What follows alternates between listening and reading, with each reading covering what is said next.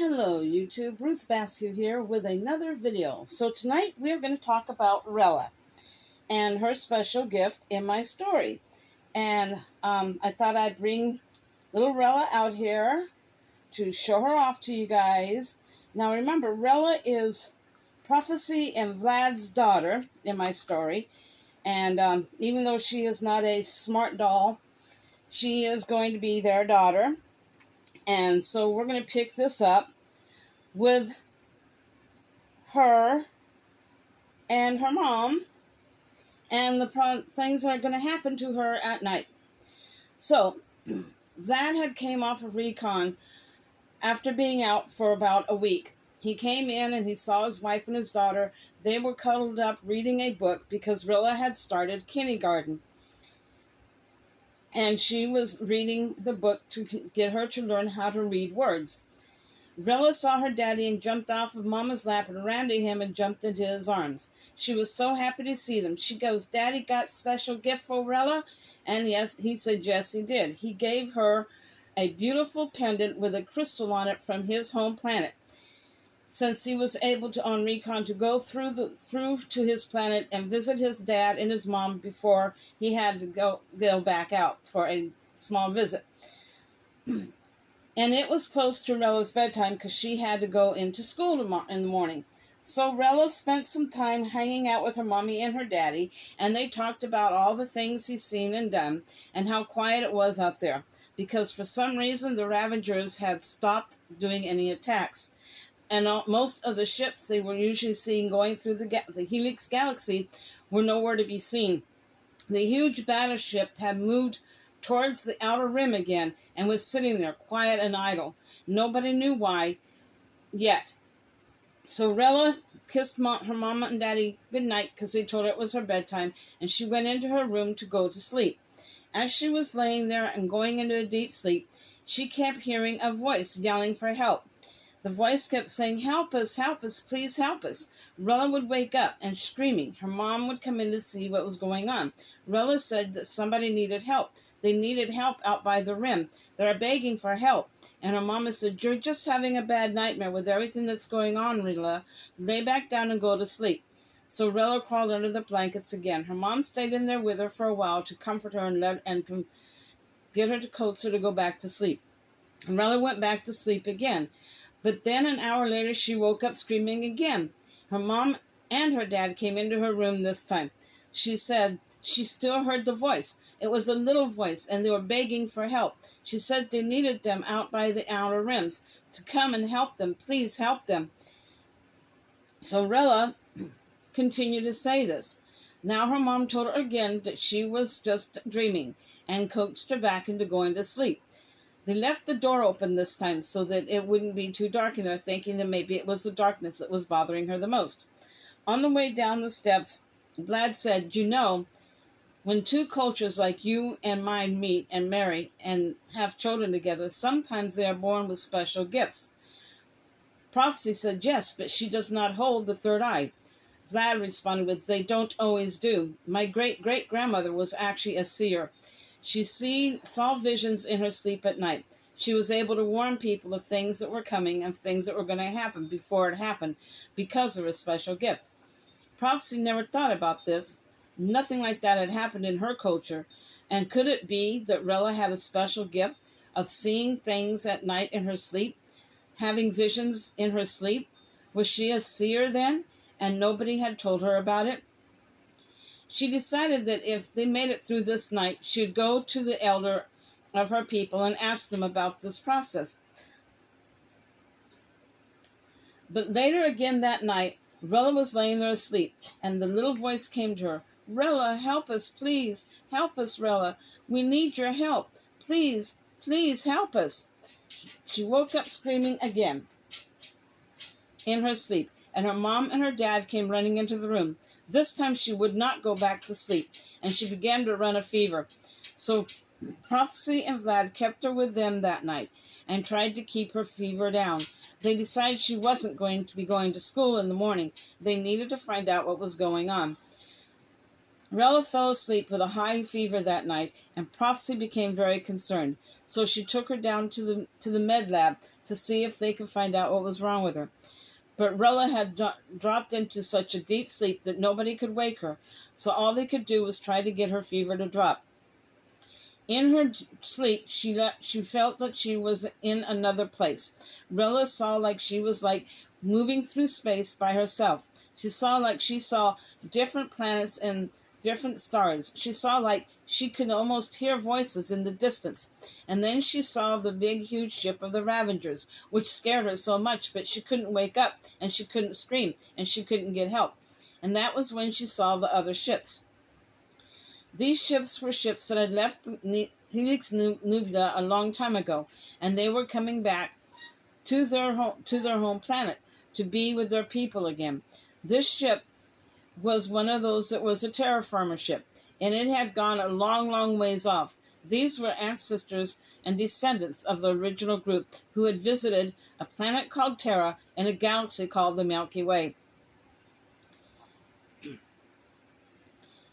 But the ship was being attacked by the Ravengers, and many life pods were being ejected from the ship to save the people that could get away. Sadly, though, not many did, and most of them ended up being blown up by the Ravengers. The ship was starting to blow up too, and Rella only saw two things happen at once. In one section of the ship, another life pod had been shot out, and in order to protect it, a bunch of other pods with nobody in them had covered their escape. But the Ravengers, believing this was a large group trying to get away, a family perhaps, shot all but the two they didn't see that were covered by the ones that had been released to nobody in them, meaning that the people who would have been in them pods were still on the ship. As these two pods moved away from their ship, the voice again called Rella for help, and Rella immediately knew what was happening. This was definitely survivors, and they were mentally telepathic like her. She had figured that out because she could see Mommy do it, and she knew she could do it too, even though she didn't have the third eye. She knew she had to convince her parents that there was a people that needed help, two pods that needed help. But how would little 5-year-old Rella convince her parents of this? When the explosion from the main ship came, it threw the two pods that had escaped far into the Helix Nubula, so deep into its space that the Ravager ships returned to their main ship and started to hunt them down. Rella woke up screaming, "Going to die, all dead, dying, all dead, Mommy, Daddy, help." And her mom and dad were there. They comforted her, kept her from going into complete shock, and calmed her down, and said, "Tell us what you saw, Rella. We'll listen. It was a big ship, and those things were attacking it, and those people were trying to get away, and they were blew up, boom. You know, like when Daddy shoots the Ravager ship, they go boom. There are no survivors but two, out there on the rim. They need help, Mommy, please help them." So Rella continued to cry, and her mom held her tight, also noticing at this point that her fever had definitely dropped. Was this just a dream from a high fever, or did she really see something? Vlad leaned over and said, "I'm going to go talk to the council and see what they want us to do. This can't go unchecked, you know, not with your abilities and most probably not with our daughters." He left the med lab area and headed towards the main council room, where all of the higher council members were. They were all in there at this time of night, discussing how to take care of things that are happening. As the Dark Knight station was becoming overflown by other people coming on board all the time, other cultures and other races seeking help and needing help. She was almost packed to complete fullness, to be honest. And so there had to be these people who were misplaced, took up sleeping quarters wherever they could, in corners, on the base floors, in empty cabins, or right there in front of the council building. There were so many of them and so many families totally displaced from what was happening. It was hard to find out where everybody was going to go, and eventually they would finally settle everyone in. The military the ones that flew the starships and the fighting ships, knew most of them stayed near their ships, on the bay floors, next to their ship, or in their ship.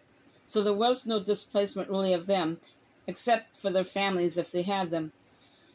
Vlad walked into the council room, announced himself, and made the appropriate announcement in the respectful manner, and began to tell them what his daughter had said. His dad was there this time, and he stood up. "If my son says that his daughter saw something in her sleep, then it is to be taken seriously, for in our family there is such a gift." "But she has not the third eye," said one of the people from Prophecy's planet. "She cannot see into the future or the past. She cannot travel anywhere. You must be a diva with a third eye for that. If you do not have that, there is no gift."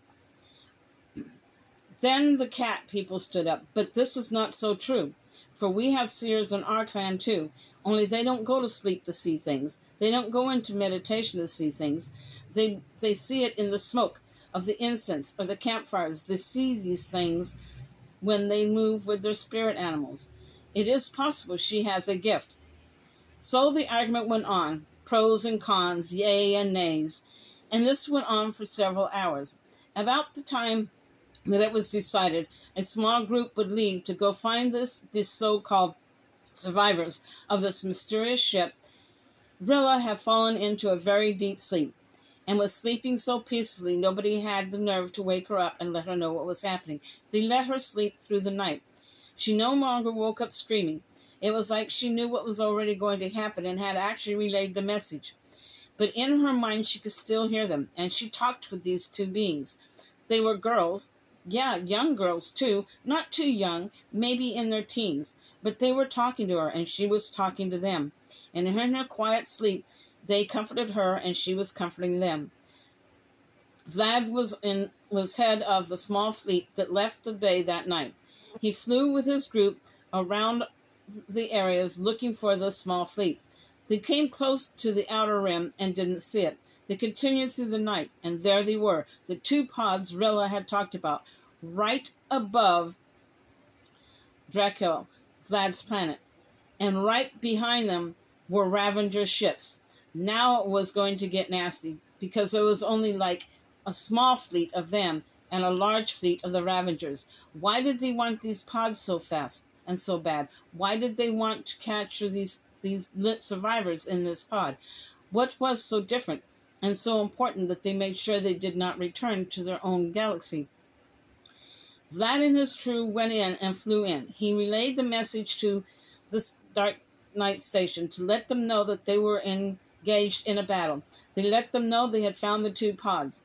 And at that moment, half of the fleet aboard the Dark Knight Station roared out of the bays and into the area towards where Vlad and his team was at. They flew there as quick as they could. They surrounded and covered the two pods. One of the ships that came was not of the battle fleet, but a rescue ship, and it came in close behind the battleships, making sure to keep covered and not get hit by anything. They brought the pods aboard their ship and then headed back at top speed to the station. The fight ended as soon as the pods were recovered, and nothing could stop them from destroying. Nothing could be done to stop them now, for they had been found and rescued. So the Ravagers retreated back to their main ship. In the morning, all hell would break out, and the Deep Space Station, the Dark Knight Station, would be under heavy attack. But because Rilla and her special gift, she was able to save two people who would become her best friends. Their names would be Yuna and Amethyst. They would be different than her, but they would be small in stature. And yet they would become her best friends, her companions, and her babysitters. And that is the end of this story of prophecy. I hope you guys have loved this one. And if you do, please link and like below. Let me know what you think, and I will try to get another one of these up as soon as I can. Rella is about to become very much active in this story, and many things will happen before they finally reach their new home. So, blessed be all. Enjoy playing with dolls, and keep calm and carry a smart doll. And don't forget our friends, the BJDs. They are absolutely adorable dolls. I don't plan on collecting a lot of them, but I do plan on having a few. In fact, I'm actually in the process of doing a video showing all of my BJDs. So, stay tuned for my next video, and keep on being a kid at heart. Bye, y'all.